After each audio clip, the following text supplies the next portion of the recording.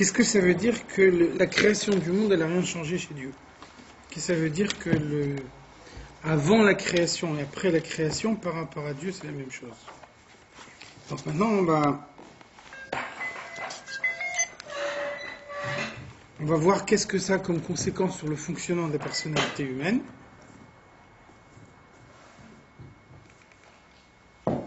Shehen Esser Prinotéen. D'un côté, l'âme, c'est une partie de Dieu. Une partie de Dieu, ça veut dire qu'on ne peut pas distinguer des différents aspects. L'âme, elle est d'un seul bloc.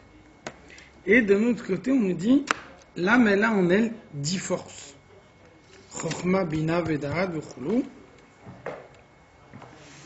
She'en bahem prinat otiyot adayin. Qu'est-ce que ça veut dire que l'âme, elle a 10 forces? Ça veut dire que l'âme, elle n'est pas encore formalisée. Les forces, elles ne sont pas formalisées. Une force de l'âme, c'est un potentiel de pouvoir agir d'une certaine façon. Telle que la force, elle est dans l'âme, elle n'a pas encore pris une forme effective. C'est comme quelqu'un qui veut comprendre et qui n'a pas les mots qui lui permettent de comprendre. Donc on a besoin d'une formalisation préalable pour qu'ensuite on puisse utiliser les forces. Donc ça veut dire que quand les forces elles se constituent en tant que force, quand la compréhension elle fonctionne, le sentiment il fonctionne, tout ça, ça fonctionne uniquement en fonction de ce qu'on veut mettre dedans, de la manière dont la personnalité elle fonctionne. Comme a priori, les forces elles n'ont pas d'existence propre, donc ça veut dire on peut arriver à construire un raisonnement, et en même temps le raisonnement qu'on construit, il n'est pas son raisonnement propre. Alors, pour bien comprendre ça,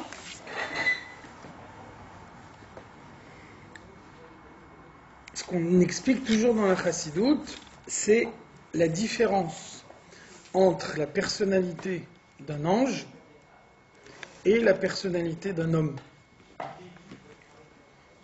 Un ange, il a aussi une âme, et l'âme de l'ange, elle lui permet aussi de raisonner d'une certaine façon. Il y a des anges du bien, il y a des anges du mal. Il y a des anges de la bonté, il y a des anges de la sévérité. Un ange, il n'est pas capable de prier tant que les hommes n'ont pas prié. Un ange, il est obligé d'attendre la fin de la tfila des hommes, et c'est quand les hommes ont fini leur tfila que l'ange il peut commencer à prier. Ça veut dire que c'est pour lui un comportement naturel de prier, et néanmoins, un ange, il ne peut pas prendre lui-même la décision de prier. Donc il a la force de prier uniquement à partir du moment où l'homme lui-même, il a prié. Donc un ange, il prie avec les 10 forces de son âme. Un homme, il prie avec les 10 forces de son âme. Qu'est-ce qui change? C'est quoi la différence entre les deux? C'est que un homme, il a besoin de formaliser les forces qu'il a en lui. C'est lui qui décide quelle forme il va donner à ses forces. Tant qu'il n'a pas pris cette décision, la personnalité de l'homme, elle n'a pas encore un réel fonctionnement. Par contre, l'ange, il ne peut pas décider lui-même de quelle façon il va utiliser ses forces. Si Dieu l'a créé comme un ange du bien, il va obligatoirement utiliser ses forces comme un ange du bien. Si Dieu l'a créé comme un ange de la sévérité, Dieu, il lui donne la force de s'exprimer sévèrement, ça veut dire qu'il ne peut pas faire autrement que s'exprimer sévèrement. Donc finalement, quelle est la différence entre un ange et un homme? C'est qu'un ange, il n'a pas de personnalité propre, il ne peut pas faire autrement que fonctionner de la manière dont on lui a appris à fonctionner. Et donc finalement, ce que l'ange il dit, ça ne vient pas de lui-même. Quand un ange y parle, la parole de l'ange, c'est la parole de Dieu. Vous voyez dans la Torah, un passage qui nous dit Vatikra et Shemo Shel Amalach Adover Eleha. Elle a donné un nom à l'ange qui est venu lui dire la parole de Dieu, l'année prochaine tu vas avoir un enfant. Qu'est-ce que ça veut dire? C'est la parole de Dieu. C'est Dieu qui lui annonce qu'elle va avoir un enfant l'année prochaine. Ça passe par l'intermédiaire d'un ange. Ça veut dire que un ange, pour pouvoir accomplir la mission qui lui est confiée, il est obligé d'avoir une certaine réflexion. Où est-ce que je vais aller? Comment je vais la trouver? De quelle manière je vais lui annoncer? Tout ce que l'ange y fait, il ne peut le faire que d'une certaine façon. Il n'a pas de décision à prendre. Comme il n'a pas de décision à prendre, sa parole, c'est la parole de Dieu. Par exemple, Dieu, il a 3 choses à annoncer à Abraham. Quand Dieu il veut annoncer 3 choses, tu vas avoir un enfant et le Sodome et Gomorrhe vont être détruites. Dieu, il a 3 choses à annoncer, il envoie 3 anges. A priori, Dieu, il aurait pu envoyer un seul ange qui va annoncer les 3 choses. Pourquoi on a besoin de 3 anges qui annoncent chacun une seule chose? C'est parce que quand on a 3 choses à annoncer, il y a une décision à prendre. Est-ce que je commence par la première chose, je commence par la deuxième, ou je commence par la troisième? Ça veut dire que j'ai 3 choses à annoncer, j'ai 3 comportements possibles. Là, un ange, il ne marche plus. Ça, un ange, il n'est pas capable. Un ange, il doit avoir à tout moment un seul comportement possible. Donc ça nous permet de comprendre ce que le Tanya il dit ici. L'ange, il n'a pas de choix à faire. Il n'a pas de décision à prendre. À chaque fois, il a une seule possibilité de se comporter. Donc, puisqu'il peut se comporter que d'une certaine façon, ce que lui, il exprime, c'est la parole de Dieu. Maintenant, on revient à l'homme. Qu'est-ce qui fait la différence entre l'homme et l'ange? L'homme, il a 10 forces de l'âme. Mais ces 10 forces de l'âme, elles ne sont pas formalisées en lui. C'est à lui de les formaliser, c'est à lui de les formater. Et là, un homme, il peut faire une erreur. Là, il peut se tromper. Il peut mal comprendre, il peut mal ressentir, et il peut mal penser, mal parler et mal agir. Chaque fois qu'il y a une erreur, il s'écarte de la parole de Dieu. Donc vous voyez qu'à la base, il n'y a pas une différence fondamentale entre un ange et un homme. L'un comme l'autre, ce sont des créatures de Dieu,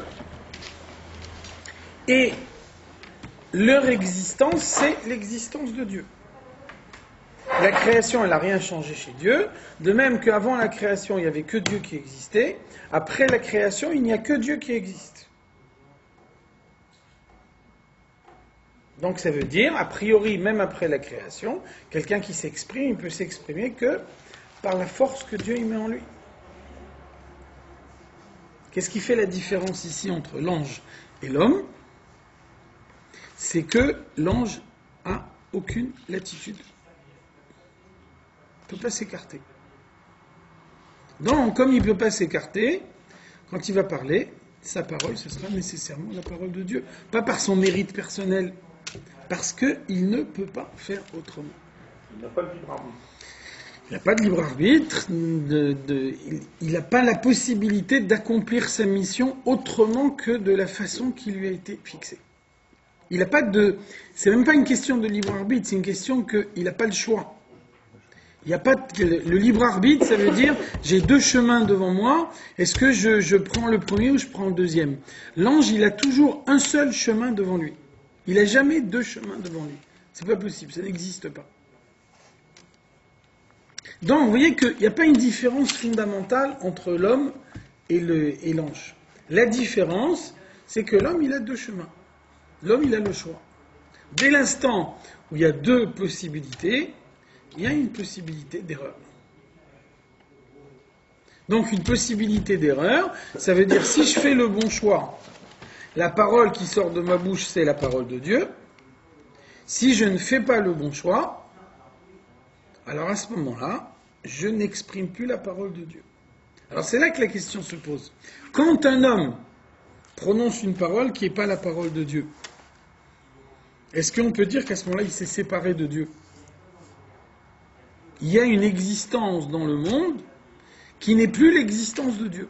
Puisque Dieu, il a parlé dans la Torah d'une certaine façon, et cet homme-là, il dit des mots qui sont le contraire des mots qui sont écrits dans la Torah. Est-ce qu'on va en déduire que cet homme-là, il a une existence indépendante? Donc c'est pour ça ce que le Tanya nous explique ici. Au moment où un homme dit une parole qui va à l'encontre de la volonté de Dieu, il ne peut le dire que par la force de Dieu qu'il a en lui. Même au moment où il dit le contraire de ce qui est écrit dans la Torah, sa vie, c'est la vie que Dieu lui donne. Et donc même à ce moment-là, son existence, c'est l'existence de Dieu. Simplement, Dieu a fixé comme règle du jeu qu'il y a un voile dans le monde. Donc la conséquence du voile, c'est qu'il peut arriver qu'un homme dise le contraire de la volonté de Dieu. Au moment où il dit le contraire de la volonté de Dieu, il le dit avec la force de Dieu qu'il a en lui. C'est Galut Ashrina. C'est ça Galut Ashrina. C'est autre chose encore. Galut Ashrina, c'est plus vaste. Ça veut dire que le Galut Ashrina, ça veut dire que Dieu il s'engage à pas réagir quand quelqu'un il va contre sa volonté. C'est ça Galut Ashrina.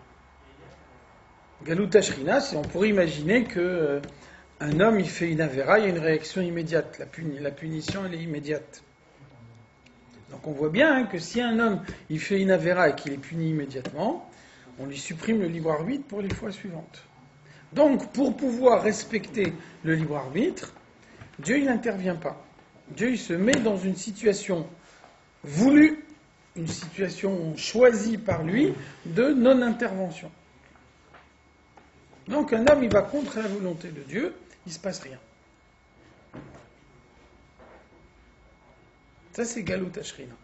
Ce qu'on dit ici, c'est, on peut dire peut-être même plus profond. Un homme, il va contre la volonté de Dieu, il ne peut le faire que par la force de Dieu qu'il a en lui. C'est pour ça que c'est pas contradictoire de dire qu'il y a dans le monde des gens qui font des avérotes, et malgré ça, la création du monde n'a rien changé chez Dieu. Dieu, il est resté identique après la création à ce qu'il était avant la création. Attends, on se coupe de Dieu quand on fait une avéra quand même. On se coupe de Dieu avec la vitalité de Dieu qu'on a en soi. Parce qu'il n'y a pas d'autre source d'existence que la vitalité de Dieu. Même les clipotes elles-mêmes, elles vivent par la vitalité de Dieu. Et donc, comme la vitalité de Dieu, elle n'est pas séparée de Dieu, ça veut dire que celui qui fait une avéra, au moment où il fait la avéra, il est une partie de Dieu. Sinon, il ne pourrait pas exister. Comment c'est possible d'être une partie de Dieu et en même temps de faire une avéra? Parce que c'est la volonté de Dieu. C'est ça la volonté de Dieu. C'est de cette manière-là que Dieu il a créé le monde, et c'est de cette manière-là que Dieu il a voulu faire la différence entre un homme et un ange.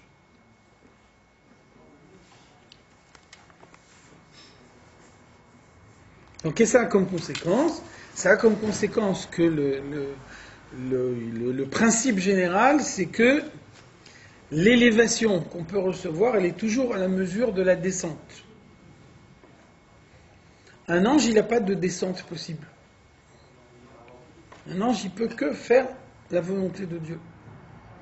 Donc, comme il n'a pas de descente possible, il n'a pas non plus d'élévation possible. Inversement, un homme, lui, il a une possibilité de descente. Un homme, il peut faire le contraire de la volonté de Dieu. C'est pour ça que quand il ne fait pas le contraire de la volonté de Dieu, il reçoit une immense élévation. C'est ce qui fait la différence entre un ange et un homme.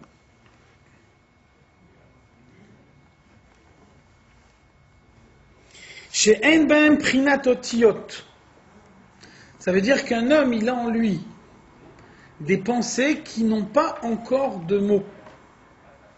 des pensées qui ne sont pas encore exprimées en tant que pensée. Une esquisse de pensée, qui n'a pas encore un contenu définitif, et le contenu définitif, il dépend de ce que l'homme il va mettre dedans.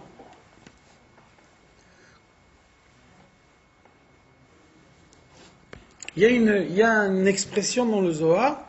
Dans le Zohar, on dit Liba, les Puma, Logalia. Le cœur ne révèle pas à la bouche. Il peut y avoir des pensées qui sont a priori conçues pour pouvoir rester toujours cachées à l'intérieur de l'homme. Et donc ces pensées-là, elles viendront jamais à la bouche. Un homme n'a pas la possibilité de les exprimer par sa bouche. Donc ça veut dire un homme, il a en lui un potentiel de pensée, de parole et d'action.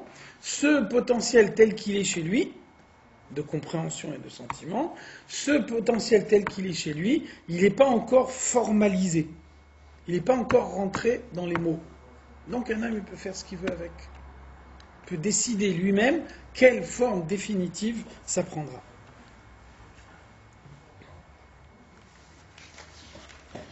Kodem shemit lapshot bilvush amarshava, ça veut dire que ce potentiel, il ne s'est pas encore introduit dans la pensée de l'homme.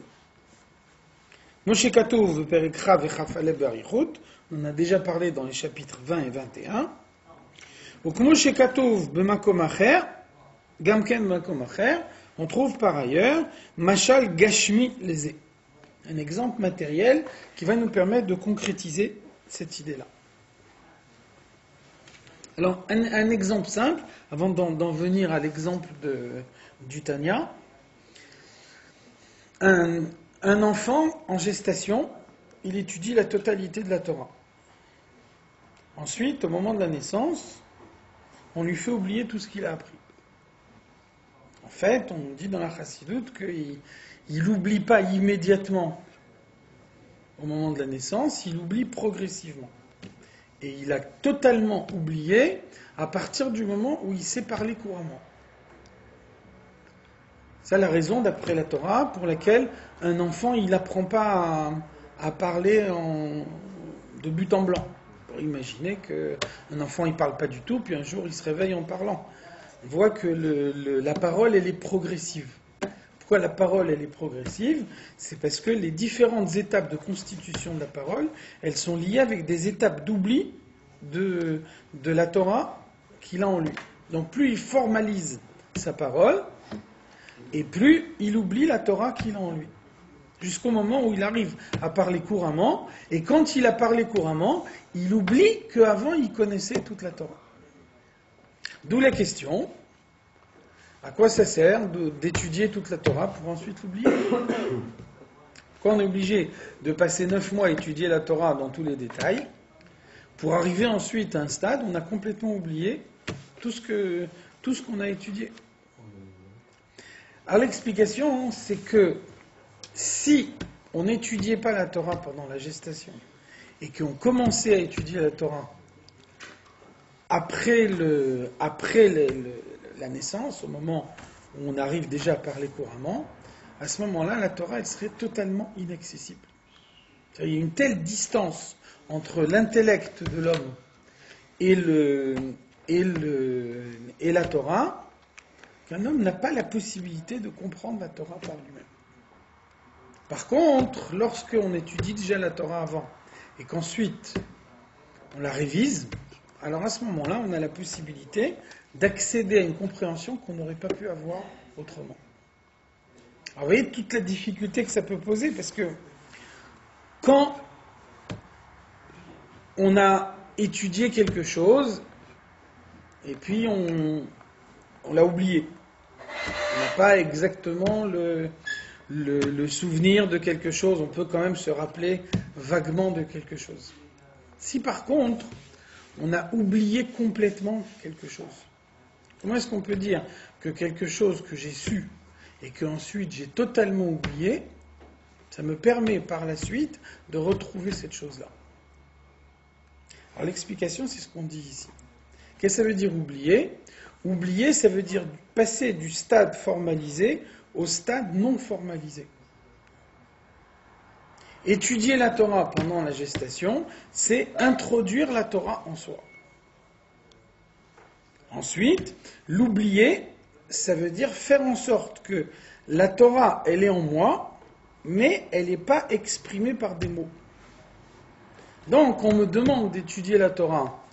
On ne me demande pas de créer quelque chose de nouveau en moi. On me demande de formaliser les mots qui vont me permettre d'exprimer à l'extérieur quelque chose que j'ai en moi d'une manière inconsciente. Et ça, c'est possible. Donc, vous voyez que on peut imaginer de passer d'une pensée non formelle à une pensée formelle. On peut arriver à comprendre à partir d'un potentiel de compréhension qui n'a pas encore d'expression concrète, qui ne peut pas encore prendre une forme précise. Alors, c'est là que le libre arbitre il intervient, effectivement, parce que dans cette formalisation, on a la possibilité de comprendre de plusieurs façons. Donc, d'une part, il y a la limite de l'intellect, et puis, d'autre part, il y a la volonté de l'homme. Un homme, il peut décider, a priori, qu'il va avoir une forme de compréhension qui n'est pas conforme à la volonté de la Torah. Donc ça, c'est le fonctionnement de la personnalité humaine. Maintenant, le Tanya, il va nous donner un exemple matériel pour essayer de comprendre cette idée-là. Gouf kadour hashemesh sheberakia. Si vous regardez le soleil tel qu'il est dans le ciel, chez Gam Sham Meir Mitpashet Vadai Zivo Veoro, du soleil, il y a des rayons qui émanent. Ça veut dire que on peut penser que le rayon, il ne se constitue pas en tant que rayon à partir du moment où il sort du soleil. S'il y a un rayon qui émane du soleil, ça veut dire que ce rayon, il existait d'ores et déjà à l'intérieur du soleil.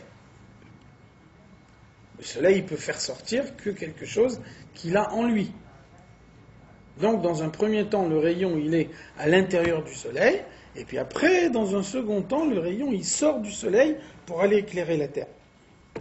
Ou bien, on peut même penser que quand le rayon, il est à l'intérieur du soleil, il est beaucoup plus fort, il est beaucoup plus intense, plus puissant, qu'au moment où il est d'ores et déjà sorti du soleil. Et là, donc c'est quoi la différence? Chez Sham ou Batel Bimtsiyut Bimkoro. Quand le rayon, il est à l'intérieur du soleil, même s'il est plus intense, même s'il est plus puissant, il n'existe pas en tant que rayon. Il ne commence à exister en tant que rayon que à partir du moment où il sort du soleil. Par contre, quand il est à l'intérieur du soleil, on ne l'appelle pas rayon, on l'appelle le soleil lui-même. Même si le rayon il est très intense, le soleil lui-même il est plus intense que le rayon qui émane de lui. Donc, quand le rayon il est à l'intérieur du soleil, il ne s'appelle pas encore rayon, et il commence à s'appeler rayon à partir du moment où il n'est plus dans le soleil. Donc ça veut dire, vous avez un rayon qui est à l'intérieur du soleil, qui n'est pas formalisé en tant que rayon, et puis après, le rayon il sort du soleil, et là il prend la forme effective d'un rayon. Pourquoi le rayon il existe? Parce qu'il a d'abord existé à l'intérieur du soleil. Bien que, quand il était à l'intérieur du soleil, il ne s'appelait pas encore rayon. Donc ça, c'est l'exemple matériel qu'on nous donne pour comprendre le fonctionnement de la personnalité de l'homme. Un homme, il pense, il parle, il agit. Ça veut dire qu'il formalise des choses qu'il a en lui sous une forme qui n'a pas encore été formalisée. Donc d'un côté, c'est lui qui agit. La preuve, c'est qu'il a la possibilité de penser de plusieurs façons, il a la possibilité de parler, d'agir de plusieurs façons.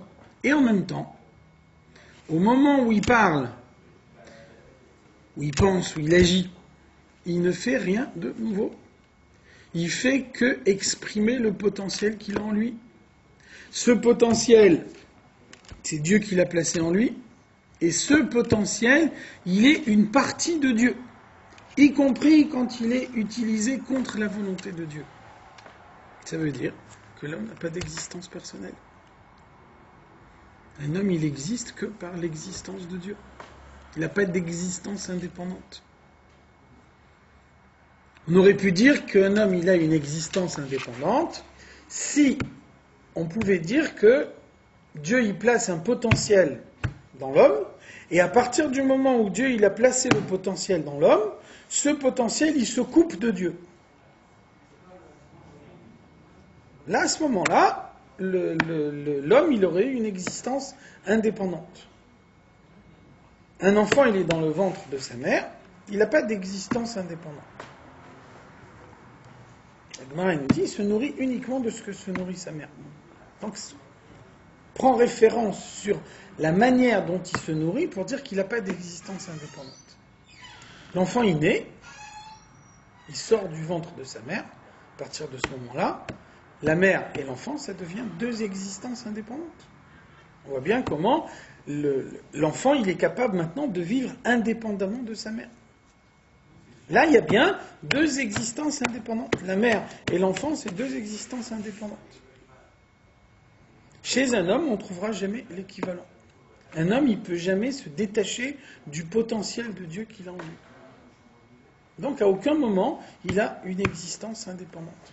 Son existence, ça reste toujours l'émanation de l'existence de Dieu. Pourquoi on ne peut pas dire qu'il est séparé du potentiel, comme l'enfant qui naît après le... Parce que dans la pratique, on voit bien que c'est pas comme ça. Dans la pratique, c'est pas comme ça, parce que Dieu, il a créé le monde à partir du néant.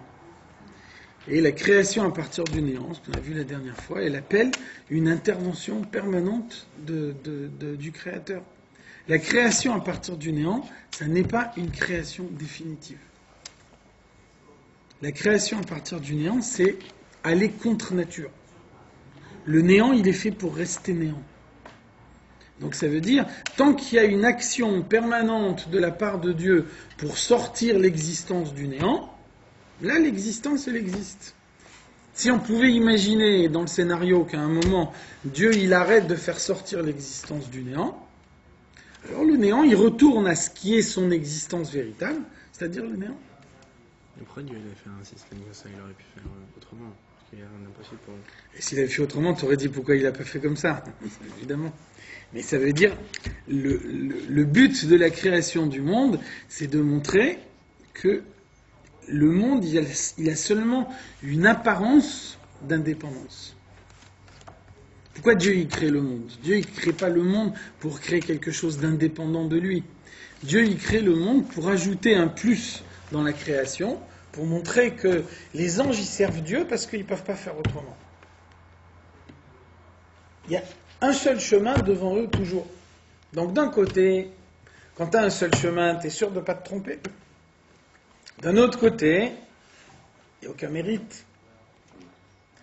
On peut dire aussi, toute la raison pourquoi les anges ils font la volonté de Dieu, c'est parce qu'ils ont un seul chemin. S'ils avaient deux chemins, peut-être qu'ils feraient le contraire de la volonté de Dieu. Donc qu'est-ce que Dieu il fait? Il fait un homme, et lui, il a deux chemins. En tout cas, il a l'impression d'avoir deux chemins. Il n'est pas indépendant. Il est aussi une partie de Dieu, exactement au même titre que l'ange. Seulement, lui, il a l'impression d'être indépendant. On lui donne la possibilité de choisir également le deuxième chemin. Quand il choisit le premier chemin, comme l'ange, on arrive de cette façon-là à montrer beaucoup plus clairement la présence de Dieu dans le monde. Parce que même une créature qui ne subit pas la contrainte, qui a la possibilité d'un deuxième choix, elle ne le fait pas, ce deuxième choix. Ça veut dire que la grandeur de Dieu, elle est beaucoup plus clairement établie dans le monde. Quand ceux qui servent Dieu, c'est uniquement ceux qui ne peuvent pas faire autrement. Alors on peut toujours se dire, s'ils pouvaient faire autrement, ils ne le feraient pas. Quand en plus Dieu il crée des créatures qui peuvent faire autrement et qui ne le font pas, alors c'est là que la grandeur de Dieu elle est clairement établie dans le monde.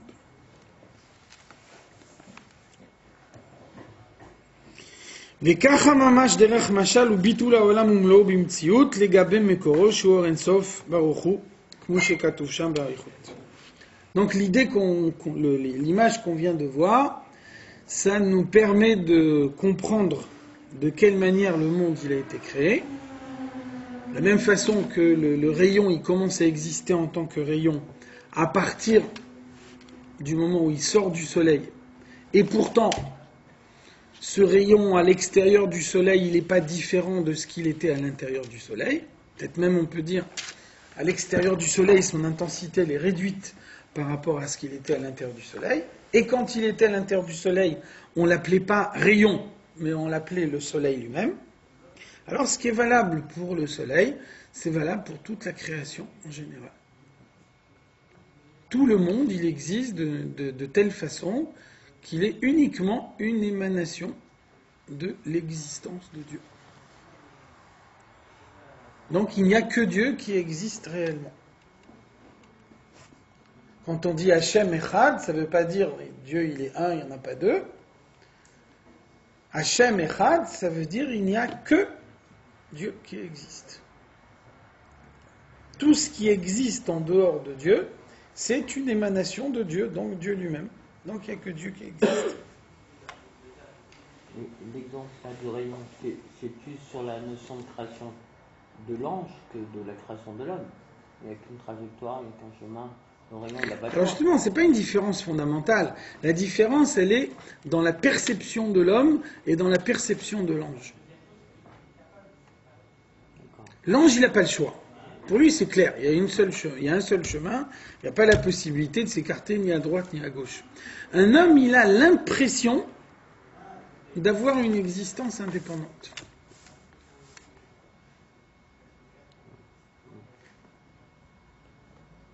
Donc il a l'impression qu'il peut choisir.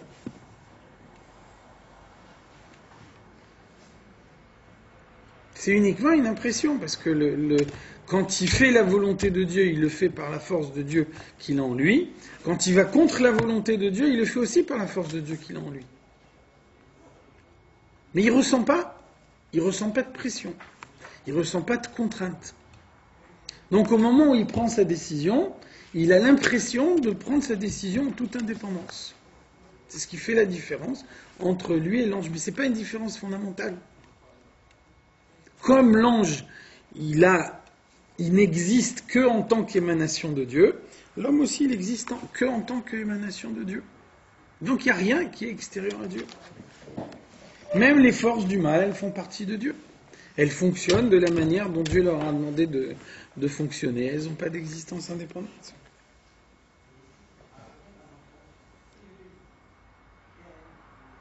Alors pourquoi est-ce qu'on nous dit tout ça ?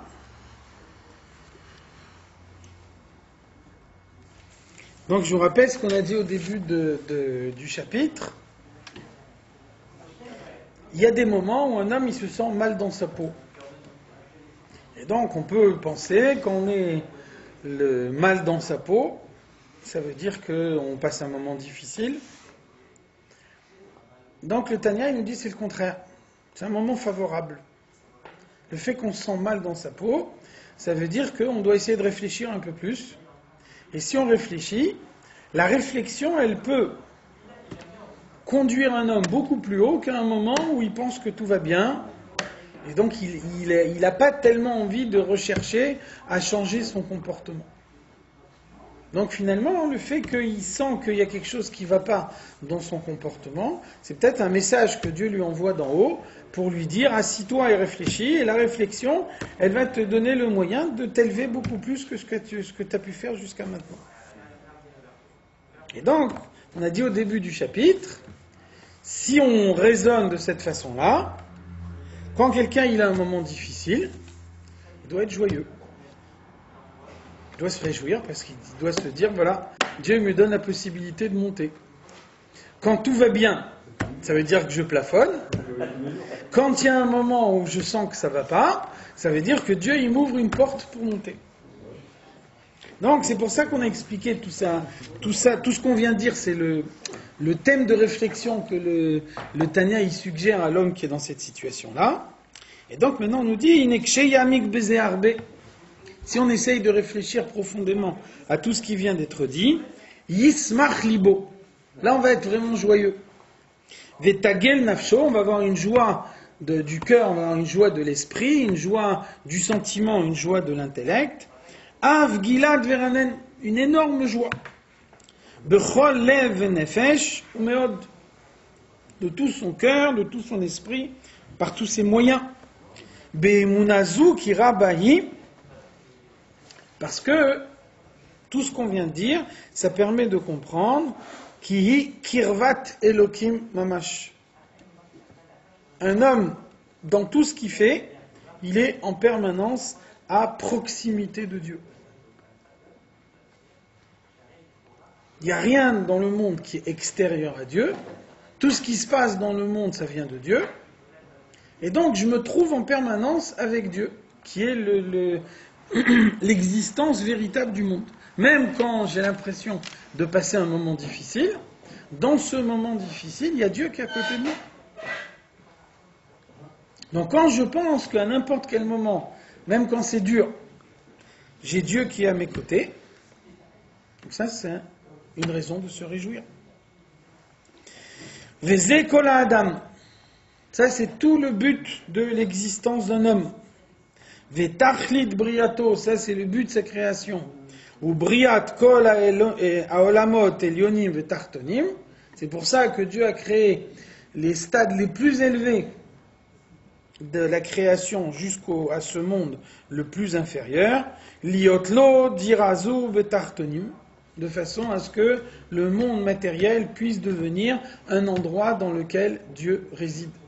Et donc chaque fois que j'ai une réflexion qui me permet de changer mon comportement, je décide de modifier quelque chose, ça veut dire que grâce à ma décision, tous les objets matériels qui seront impliqués dans ma décision, ils vont, à partir de maintenant, être intégrés à la demeure de Dieu.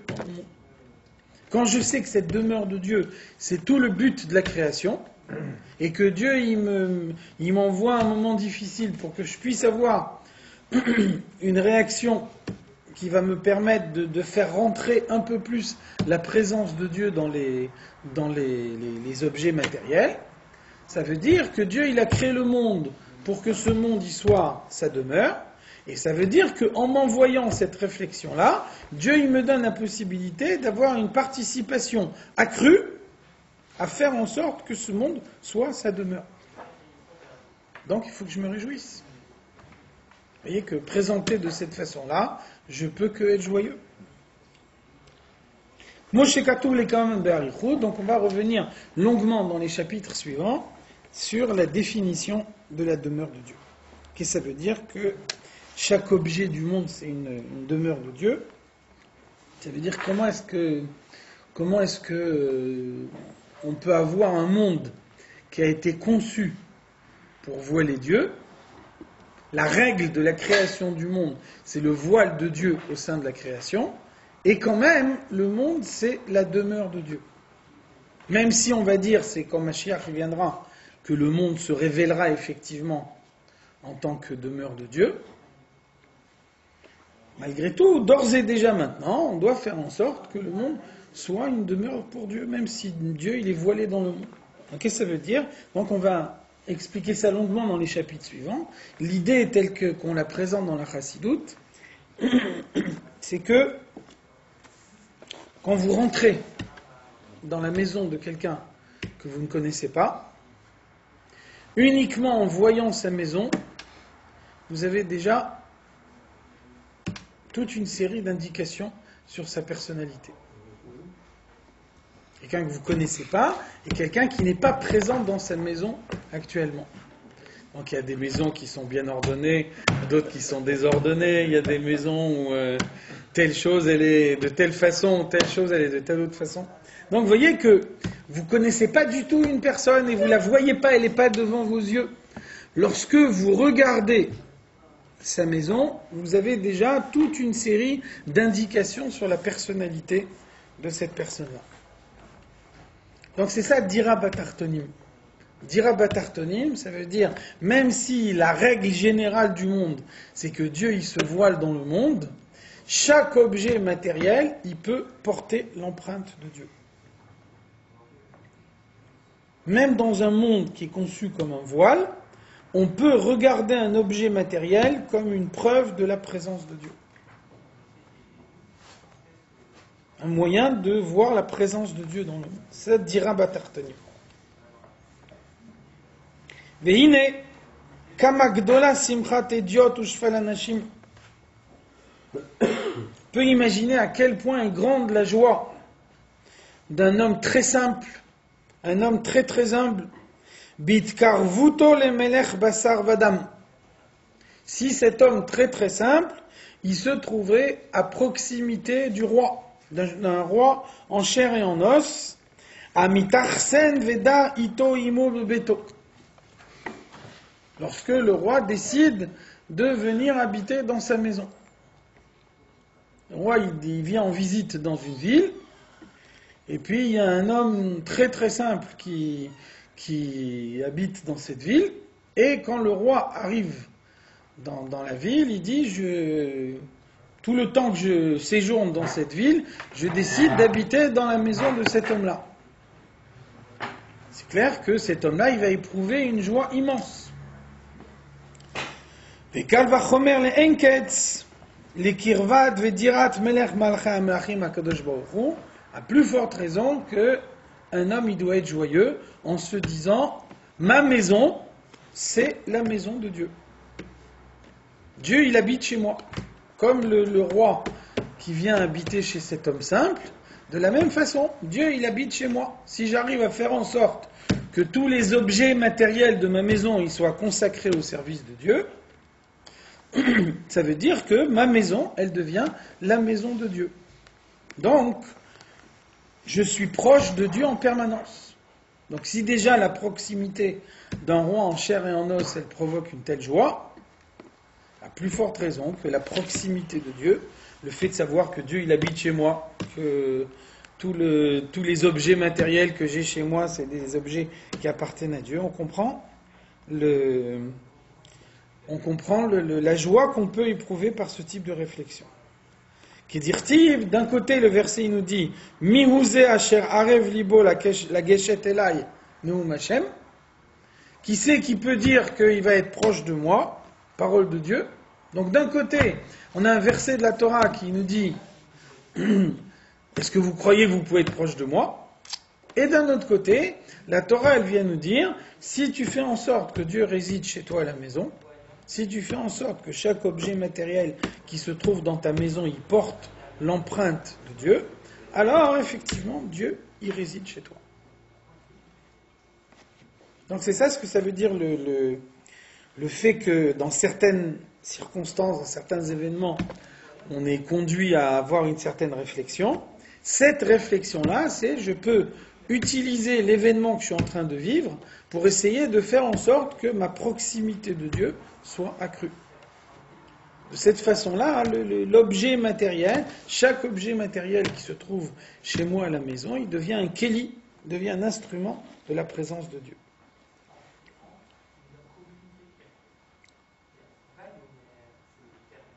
Ve'alze tiknu, c'est pour ça que les Chachamim ont instauré l'iten shevach ve'odaya lishmo yitbarech, de louer le nom de Dieu, bechol boker, chaque matin, velomar, en disant ashrenu matov chelkenu. Qu'est-ce que ça veut dire ashrenu matov chelkenu? Ça veut dire que quand un homme il se lève le matin, alors on essaye de lui suggérer ce thème de réflexion. Dieu, il aurait pu nous créer comme un goy ou comme un animal, qui n'a pas de préoccupation immédiate du service de Dieu. Au lieu de ça, Dieu, il me donne une nouvelle journée, de ma vie. Ça veut dire Dieu, il me donne la possibilité, tout au long de la journée, de pouvoir utiliser tous les objets matériels avec lesquels je vais entrer en contact tout au long de la journée, je vais pouvoir les utiliser pour le service de Dieu. Donc, la tfila du matin, c'est la force pour tout ce qui va se passer pendant la journée. Donc, quand vous voyez qu'en quelques mots, on trouve finalement dans le Sidour, Ashrenu Matov Chelkenu, c'est le moment de réfléchir à tout ce qu'on vient de dire ici dans ce chapitre de Tanya. Dieu, il a choisi le peuple juif, il a choisi chaque juif en particulier, il a confié une mission à chaque juif en particulier. Dieu, il m'a confié une journée de vie de plus. Au cours de cette journée, je vais être en contact avec un certain nombre d'objets matériels, avec un certain nombre de personnes, avec un certain nombre de situations. Ça veut dire que Dieu, il me donne la mission d'utiliser tous ces contacts avec des personnes, avec des situations, avec des objets, pour faire en sorte que tout ça, ça fasse partie de Dira Batartonim. Donc la réflexion, c'est Ashrenu Matov Chelkenu. J'aurais pu me réveiller pour aller passer la journée au champ de course ou au PMU. Et donc, au lieu de ça, ma préoccupation, c'est le service de Dieu. C'est essayer de réfléchir de quelle manière je peux utiliser chaque objet pour servir Dieu. Ça, c'est Ashrenu Matov Chelkenu. Umayafa Yerushateno, donc vous connaissez l'explication chez les Chassidim. Ashrenu Matov Chelkenu, qu'on est des Juifs et pas des Goyim. Umayafa Yerushateno, qu'on est des Chassidim, pas des Mitnagdim. Et qu'on est des Chassidim Chabad et pas des autres Chassidim. Ça veut dire c'est la Chassidut Chabad qui permet de servir Dieu et de prendre conscience du service de Dieu de la manière la plus efficace. כלומר, כמו שאדם שש ושמח בירושה שנפלה לו הון עתק. Si par exemple, quelqu'un reçoit un coup de fil et on lui annonce qu'il vient d'hériter d'une somme fabuleuse, Shelo Amalbo, il n'a fait aucun effort, il n'a pas travaillé, c'est pas le résultat d'années de travail. Un jour, on vient, on lui dit, voilà, tu reçois un héritage de tant de milliards. Donc, on peut imaginer la joie que quelqu'un il va avoir. Et donc, ken veyoter miken leenketz, la joie, elle devrait être beaucoup plus grande. Yeshlanu lismoach, on devrait nous réjouir. À l'irushatenu, sur l'héritage que nous recevons tous les matins, Shinchilanu avotenu, que nos ancêtres nous ont légué, Yichud Hashem, l'unité de Dieu, Amiti, Asher afilu baaretz mitachat en od milvado. On vit dans un monde matériel, on vit dans un endroit où Dieu il se cache, et malgré tout, on peut faire en sorte que tout ce qui se passe dans notre journée, ça soit un moyen de rencontrer Dieu. Donc ça, c'est comme un immense héritage. Quelqu'un, il vit dans un endroit où il est soumis à une obscurité totale, et puis après, on vient lui annoncer une nouvelle, on lui dit, bien que le monde, il est totalement obscur, maintenant, tu es en train de faire ta tfila, tu prends des forces pour toute la journée, dans chaque chose que tu vas faire aujourd'hui, dans chaque situation, dans chaque personne avec laquelle tu vas parler, tu as la possibilité de mettre en évidence la partie de Dieu qui est en toi, que chacun a reçu en héritage. Donc le fait de réfléchir à ça le matin au moment de la tfila, c'est mettre en évidence cet héritage qu'on a en soi. Et donc ça, c'est beaucoup plus qu'un héritage qui est uniquement de matériel.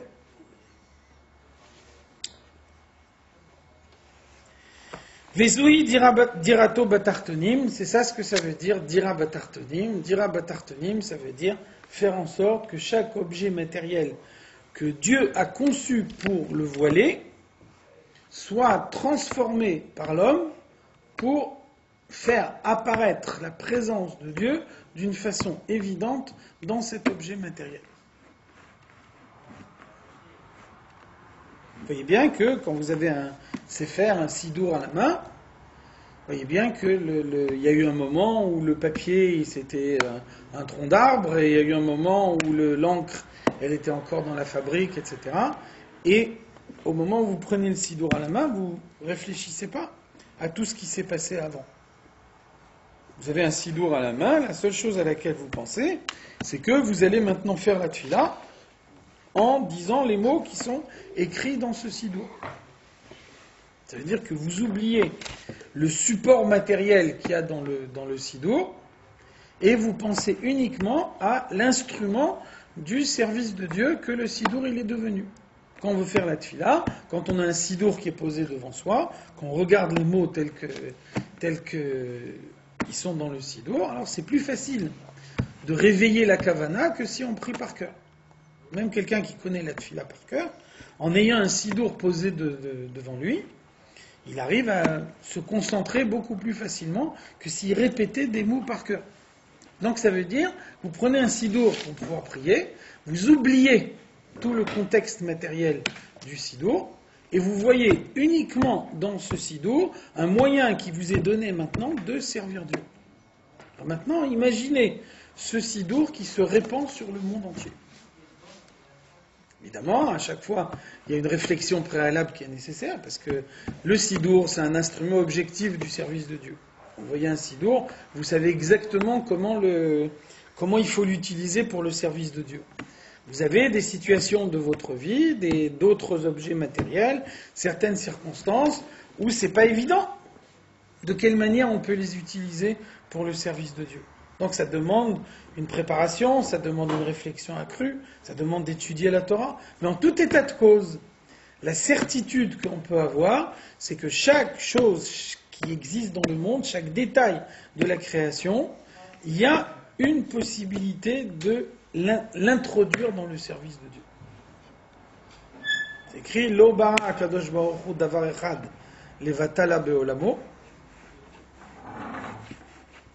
Vous avez entendu le Shabbat, là, le scientifique là, qui disait que on peut se demander pourquoi Dieu il a créé des moustiques, etc. Et on voit que de nos jours, beaucoup de vaccinations, beaucoup de choses à découvert précisément avec les moustiques. Ça veut dire que même des choses dont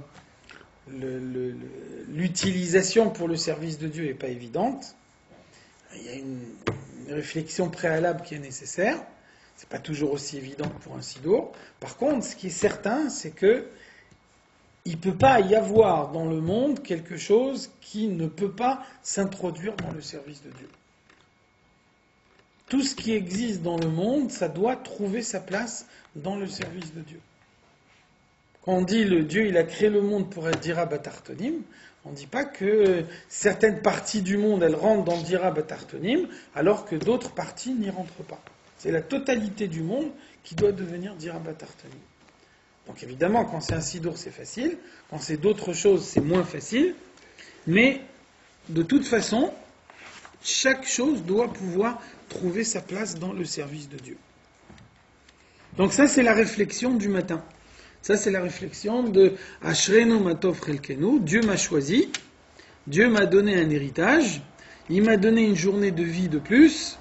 Et donc, au cours de cette journée de vie, je vais être confronté à toute une série de situations.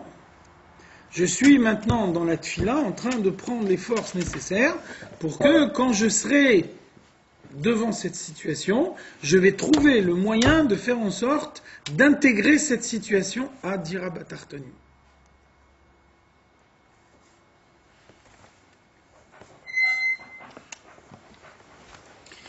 Vezé Amrou Razal, c'est pour ça que les Chachamim nous disent Tariag mitzvot nitnu le Israël. Les Juifs, ils ont reçu 613 mitzvot. Ba Chabakouk ve'emidan al-achat. Chabakouk, il est venu résumer tout ça, il est venu synthétiser tout ça avec un seul principe. Chez Nehemar, le pasuk de Chabakouk qui dit Tzadik be'emunato yichye. Le tzadik vit par sa emuna. Qu'est-ce que ça veut dire? Comment est-ce qu'on voit que dans le verset, le tzaddik vit par sa emuna? Comment est-ce qu'on voit là-dedans les 613 mitzvot. Donc, tzadik be'emunato yichye, ça veut dire, je m'en remets à Dieu complètement. Tzadik, quelqu'un qui veut bien agir, quelqu'un qui veut être sûr d'agir comme Dieu lui demande d'agir. Alors, yichye, toute sa vie, elle sera basée sur sa emuna. Tout ce qui m'arrive, c'est Dieu qui me l'envoie. On est dans un monde qui n'est pas livré au hasard. Chaque détail de ce qui se passe dans le monde, c'est l'ashgacha pratique de Dieu. Donc, quel que soit l'événement qui m'arrive, que ce soit un événement très agréable ou le contraire, je dois arriver à réveiller en moi les forces pour comprendre que tout vient de Dieu. Je dois réveiller ma emuna. Et donc, quand j'ai réveillé la emuna, yichye, je dois mettre en évidence la vie dans le monde, c'est-à-dire, par ma emuna, trouver la place pour chaque chose à laquelle je suis confronté dans le service de Dieu. Donc ça inclut les 613 mitzvot. Ça veut dire que chaque fois qu'il y a une mitzvah qui se présente à moi, je vais l'accomplir. Et puis ça inclut beaucoup plus. Au-delà des 613 mitzvot, il n'y a rien qui se passe au hasard dans le monde.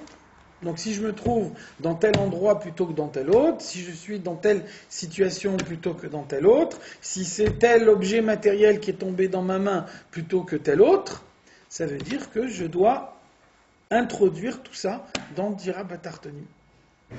Donc vous voyez bien, il ne faut pas faire une erreur, il ne faut pas penser que Habakouk il a voulu abroger des mitzvot. Habakouk il nous dit un homme il doit se mettre dans un état permanent d'attente. C'est ça la Emouna. Je fais confiance à Dieu, et ma confiance de Dieu, elle me met dans un état permanent d'attente de ce que je vais pouvoir faire pour servir Dieu. Donc il n'y a pas de situation neutre dans le monde.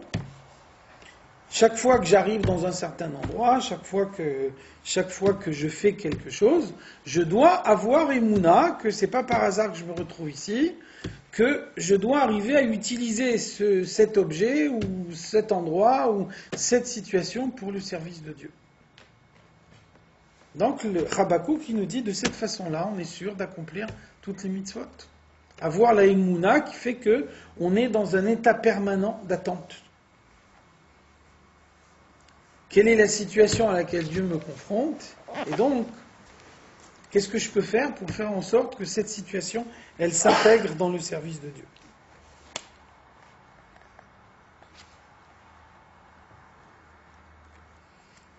Donc, c'est quoi l'idée qui est introduite ici par Habakouk? Qui al yadeh ha'emuna levada yavo lekiyum kol taryag mitzvot. La emuna, à elle seule, elle est suffisante pour accomplir la totalité des mitzvot. Donc là, il faut bien comprendre. On explique toujours dans la Chassidoute qu'il y a deux niveaux de Emouna. Il y a une Emouna superficielle, Emouna chitzonite, et puis il y a une Emouna profonde, Emouna pnimite. C'est pour ça qu'il y a un passou qui dit « Ure'e Emouna », « Re'e » avec un haïn. Fait paître la Emouna, nourrit la Emouna. Qu'est-ce que ça veut dire nourrir la Emouna? Ça veut dire transformer la Emouna superficielle en Emouna profonde. La Emouna superficielle, c'est ce que chaque juif a en lui de manière innée. Il n'a pas besoin d'un effort particulier pour l'acquérir. Un juif, il a en lui, uniquement de par sa naissance, il a en lui la Emouna. Les juifs, ils s'appellent Ma'aminim b'nei Ma'aminim. Ceux qui ont la Emouna et qui sont des descendants de ceux qui ont la Emouna. Donc cette Emouna, chacun l'a en lui, et cette Emouna, elle est chitzonite, elle est superficielle. Ça veut dire que cette Emouna, à elle seule, elle n'est pas suffisante pour accomplir la volonté de Dieu. C'est pour ça que la Gemara nous dit Ganva apu machtarta rachmana karya. Un voleur, avant d'aller voler, il demande à Dieu de l'aider. Ça veut dire que quand il prie Dieu, il est sincère dans sa prière, il est réellement convaincu que Dieu peut l'aider. La preuve, c'est qu'on ne l'oblige pas à prier. C'est lui qui prend la décision de prier. Personne ne le force à le faire. Donc le fait que de lui-même, il prie, c'est la preuve qu'il est convaincu que Dieu peut l'aider. Et donc, comme sa émouna, elle est seulement superficielle, donc il n'est pas capable d'avoir la réflexion qui lui permet de comprendre qu'on ne peut pas demander à Dieu qu'il nous aide pour faire le contraire de sa volonté. Ça, c'est la émouna chitzonite. La émouna pnimite, c'est au contraire introduire en soi profondément la émouna, et à ce moment-là, quand la émouna elle est profonde, là on ne peut plus aller à l'encontre de la volonté de Dieu. Alors qu'est-ce qui transforme la émouna chitzonite en émouna pnimite? C'est la connaissance. La connaissance, c'est quelque chose d'intérieur. Quand quelqu'un il connaît, il possède la connaissance, donc la connaissance, elle lui permet d'intérioriser la émouna. Et donc, on pourrait se poser la question, si c'est la connaissance qui permet d'intérioriser la émouna, à ce moment-là, au lieu de dire qu'il y a une émouna superficielle et une émouna profonde, on n'a qu'à dire qu'il y a la émouna et la connaissance. Pourquoi on considère la émouna profonde et la connaissance comme deux niveaux différents, alors que c'est la connaissance qui permet d'avoir la émouna profonde? La réponse, c'est que pourquoi la connaissance et la émouna profonde, c'est deux niveaux différents? C'est parce que la connaissance, elle tue la émouna.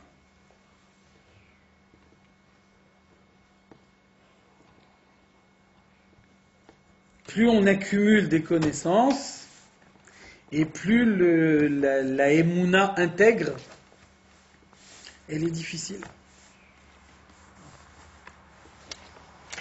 C'est pour ça qu'on dit que les élèves du Harizal, tous les matins, avant de mettre les tefilines, pendant 1 heure, ils réfléchissaient à tout ce que les tefilines elles font dans les mondes supérieurs, toutes les lumières qui se dévoilent au moment où un juif y met les tefilines. Donc ça, c'est la connaissance. Et ensuite, pendant 1 heure, ils essayaient d'oublier tout ce qu'ils avaient réfléchi pendant l'heure précédente, et ils disaient « Ani mitpalel le da'at ze atinok ». Je veux prier comme un enfant y prierait. Un enfant, il a une émouna intègre. Un enfant, il n'a jamais entendu les mots Atzilut, Bria, Yitzira, Sia, Atzmut, tout ça, un enfant, il ne connaît pas. Donc pour lui, Dieu, c'est Dieu. Il n'y a pas de niveau intermédiaire, il n'y a pas de différents stades de la création. Il y a Dieu. Et donc, ça veut dire que la connaissance, c'était 1 heure, et ensuite, le moyen de développer la émouna, c'est 1 heure également. Donc, d'un côté, on est obligé d'accumuler les connaissances. Dieu il nous demande d'étudier la Torah, ça veut dire la Gitabo Yomam Valaya, chaque fois qu'il y a un moment qui est libre, on doit utiliser ce moment pour étudier la Torah. Et en même temps, on a besoin d'un effort pour que la Torah qu'on étudie, elle tue pas la spontanéité, l'intégrité, la volonté de faire ce que Dieu il demande sans compromis. Et vous voyez bien que quelqu'un qui possède la connaissance, il va vous dire plus facilement, oui, mais là il y a tel coup là, et ça c'est pas l'avis de tout le monde, et il y en a qui a un autre avis. Alors que quelqu'un qui a moins de connaissances, il dira, mais que ça veut dire? La Khumra, elle permet de mieux accomplir la volonté de Dieu, c'est sûr qu'il faut aller jusqu'à la Khumra. Et on peut imaginer quelqu'un qui possède la connaissance et que pour lui, faire une khumra, c'est une gifle. Les khumrot, c'est fait pour des améharet, sinon on est des grands lames d'anime, on sait trouver les coulottes là où elles se trouvent. Donc vous voyez que on a besoin d'un effort, on a besoin de travailler sur soi pour que la connaissance, elle aille pas à l'encontre de la émouna. Elles ne remettent pas en cause l'intégrité d'un juif qui veut accomplir la volonté de Dieu, qui cherche à accomplir la volonté de Dieu de la même façon possible.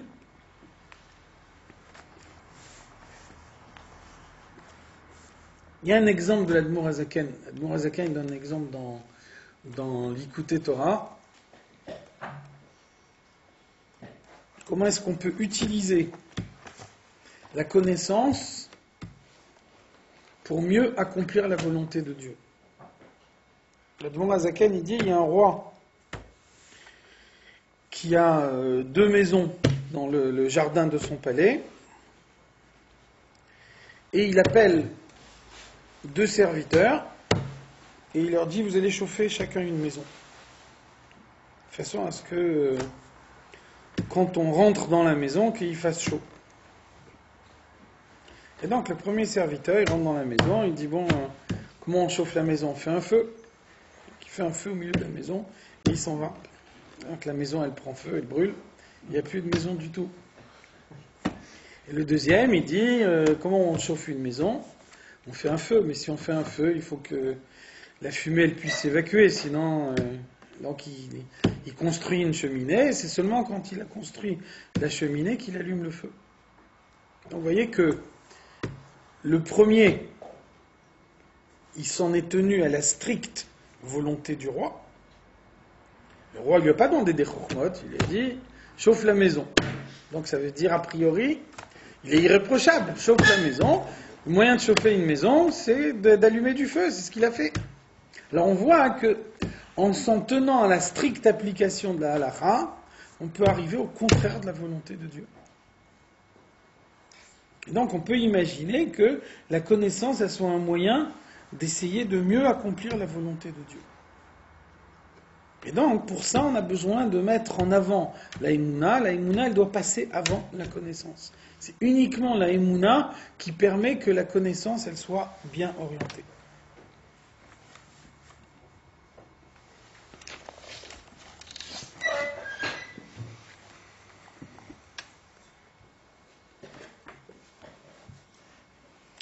Donc, ce qu'on dit ici, Aliade Emuna Levada Yavo Lekium Kol Taryag Mitzvot. La Emuna, avec l'effort qui permet d'introduire la Emuna en soi, ça veut dire toutes les connaissances, en faisant en sorte que ces connaissances, elles ne remettent pas en cause la Emuna, ça permet d'accomplir toutes les mitzvot. Ça veut dire, ça permet d'être dans un état d'attente. Je veux faire la volonté de Dieu, je veux que le monde soit dirabotartonim. Donc je me mets dans une situation où, chaque fois qu'une mitzvah se présente à moi, je la ferai et j'essaierai de la faire de la meilleure façon possible.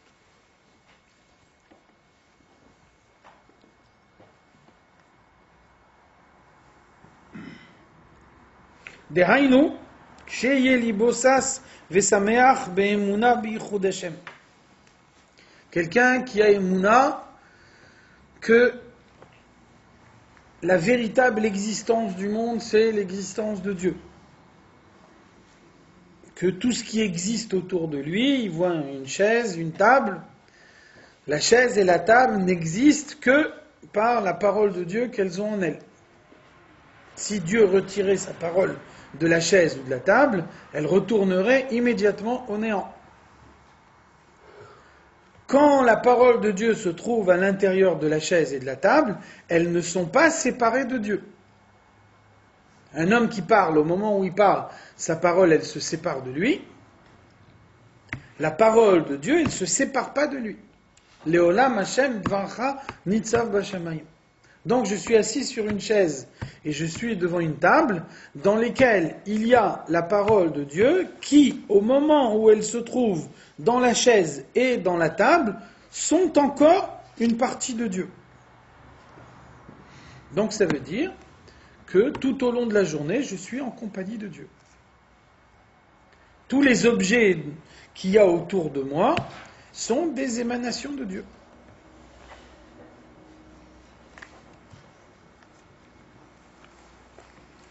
Quelqu'un qui réfléchit à ça, betachlit asimcha, il peut arriver à la plus grande joie. Keilu lo haïta alav rak mitzvazu levada, Et ça va faire que chaque fois qu'une mitzvah se présente à lui, alors c'est comme si il n'y avait que cette mitzvah qui existe pour lui. Si on croit à l'Ashgacha Pratit, si on croit que Dieu il dirige tout ce qui se passe dans le monde, il n'y a pas un seul détail qui est laissé au hasard dans le monde. Dieu il m'a confronté à telle situation. Dans telle situation, Dieu attend de moi d'agir de telle façon. Si j'agis de telle façon, ça veut dire que j'intègre cet objet qui se trouve devant moi dans Dira Batartonim, dans la demeure de Dieu dans le monde. Donc c'est comme s'il n'y a que cette mitzvah qui existe pour moi. Au moment où j'accomplis cette mitzvah, je manifeste ma présence avec Dieu, le fait que je me trouve face à face avec Dieu. Quelqu'un qui vit en permanence dans cet état d'esprit, il est joyeux. On ne peut pas imaginer une plus grande joie que la conscience permanente de se trouver avec Dieu. Vehi levada tachlit briyato. Actuellement, je suis confronté à telle mitzvah. Ça veut dire que je fais abstraction de tout ce qui peut exister dans le monde pour me concentrer sur cette mitzvah-là. Cette mitzvah, elle devient le but de mon existence. Dieu il m'a créé aujourd'hui, Dieu il m'a donné une journée de vie.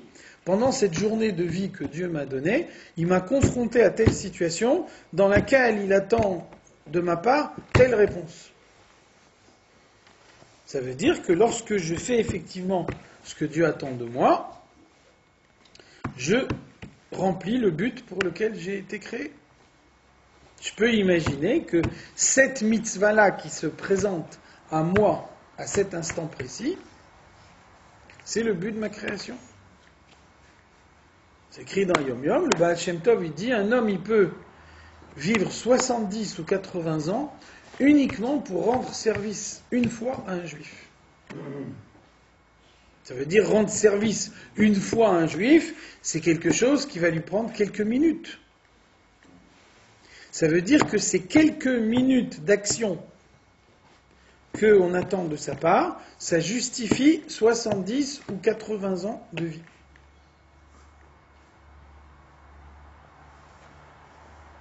A contrario, si ces 2-3 minutes, on passe à côté, alors c'est toute l'existence qui est remise en question. Même si par ailleurs, au cours de son existence, on a fait une multitude de mitzvot. Mais c'est pas pour ces mitzvot-là que la Neshama, elle est descendue dans le monde. La Neshama, elle est descendue dans le monde pour ces 3 ou 4 minutes. Si on loupe ces 3 ou 4 minutes, même si par ailleurs on a fait des milliers de mitzvot, on sera obligé de dire que la shlichut de la Neshama dans le monde, elle est ratée. Alors c'est quoi la solution ? Comment on va être sûr de ne pas passer à côté ?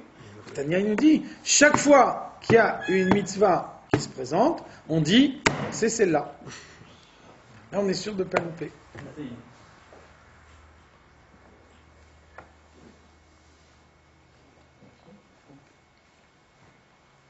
Mais au moins elle se présente. Au moins elle se présente. C'est-à-dire qu'on peut pas. Si sa Neshama elle descend dans le monde pour ça, c'est sûr qu'elle se présente. On dit En lecha Adam she'en lo sha'a. Personne ne peut dire moi jamais on m'a jamais donné la possibilité. Si on m'avait donné la possibilité, j'aurais pu, mais personne ne peut dire ça. Nécessairement, il y a un moment dans la vie où le déclic il se passe. Après, on décrypte pas, on saisit pas. Mais personne ne peut dire moi on m'a oublié. Moi j'ai jamais eu la possibilité de. Ça c'est pas possible.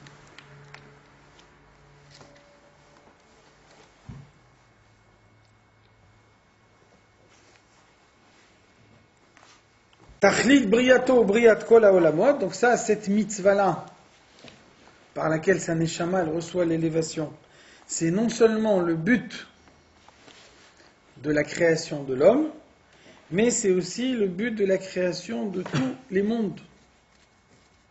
Ça veut dire que si un homme y rate sa mission, c'est pas seulement un ratage personnel, c'est un ratage de tout l'enchaînement des mondes. Parce que les mondes spirituels, ils n'ont pas un but en soi. Les mondes spirituels, c'est uniquement une étape intermédiaire. Le monde d'Atsilut, il existe uniquement parce que Dieu il a décidé de ne pas passer directement de son essence au monde matériel. Donc c'est pour ça que Dieu il a créé une étape intermédiaire qui s'appelle Atsilut. Et donc Atsilut, il n'a pas un but en soi. Il n'y a pas une mission que Dieu il a confiée au monde d'Atsilut. Le monde d'Atsilut, il est là pour permettre que les lumières elles puissent traverser Atsilut pour arriver ensuite jusqu'au monde matériel. Ça veut dire que si la lumière elle arrive dans le monde matériel et qu'un homme il doit faire quelque chose avec cette lumière et qu'il ne le fait pas, c'est pas seulement sa neshama qui a raté sa mission, c'est pas seulement le monde matériel qui a raté la lumière qu'il aurait dû recevoir, mais c'est aussi le monde d'Atsilut qui a raté. Parce que le monde d'Atsilut, il était là uniquement comme intermédiaire pour que la lumière elle passe et pour qu'arrivée dans le monde, cette lumière elle fasse quelque chose. S'il ne s'est rien passé, donc c'est que tout l'enchaînement des mondes, il a servi à rien. C'est pour ça que le Rambam il dit Leolam ire adam atzmo shakul vechol haolam kulo shakul. Le Rambam il dit un homme il doit considérer que lui il est sur une balance en équilibre et que le monde entier il est sur une balance en équilibre. S'il fait une seule mitzvah de plus, il fait pencher sa balance personnelle et la balance du monde du côté du bien. Donc quand on parle de sa balance personnelle, là on peut comprendre, c'est un peu ce qu'on dit ici. Chaque fois qu'on est confronté à une mitzvah, on doit se dire, cette mitzvah-là, elle est déterminante. Donc, on peut bien comprendre l'image du Rambam. La balance, elle est en équilibre. Chaque fois qu'il y a une mitzvah qui se présente, à ce moment-là, je la fais et je fais pencher la balance du côté du bien, ou alors je la néglige et je fais pencher de l'autre côté. Pourquoi on dit kol haolam kulo ? Pourquoi on dit c'est valable non seulement pour sa balance personnelle, mais c'est valable également pour la balance du monde ? Parce que l'homme, il agit non seulement pour lui-même, mais pour toute la création. Toute la création, elle est là que pour permettre à l'homme d'accomplir sa mission. Donc si l'homme il n'a pas accompli sa mission, c'est pas seulement un échec personnel, c'est un échec de toute la création en général.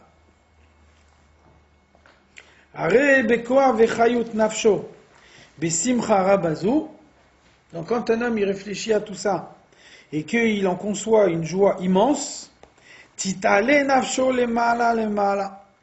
Là il va avoir son esprit il va monter, il va s'élever et il va pouvoir surmonter kol amonim kiyum kol taryag mitzvot mi bait u michutz. Il va pouvoir surmonter tous les obstacles à la pratique des mitzvot de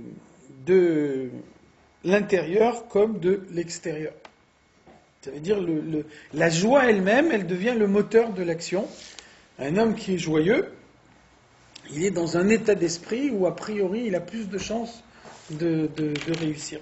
On dit toujours dans la Chassidoute que le Napoléon, quand il allait à la guerre, alors il faisait chanter un chant de victoire à ses armées au moment où il partait à la guerre, pas au retour. Normalement, d'abord on gagne la guerre, et puis après, quand on a gagné la guerre, on rentre chez soi en chantant un chant de victoire. Donc lui, il voulait qu'on chante un chant de victoire en partant à la guerre. C'est-à-dire le fait de chanter en partant à la guerre, ça fait qu'un soldat, il se met dans un état d'esprit que la défaite, elle est impossible. Et donc, avant même d'avoir commencé la guerre, il est d'ores et déjà joyeux de sa victoire. Et ça lui donne le sentiment que la défaite, elle est impossible. Donc la même chose ici. Un homme, il se réveille le matin, il dit « Ashreinu matov chelkenu », il réfléchit à tout ce que ces mots-là ils veulent dire. Ça lui donne la force que pendant toute la journée, il n'y a pas d'échec possible. Chaque fois qu'il a une possibilité d'accomplir une mitzvah, chaque fois qu'il a une possibilité de s'attacher à Dieu, il le fait pleinement.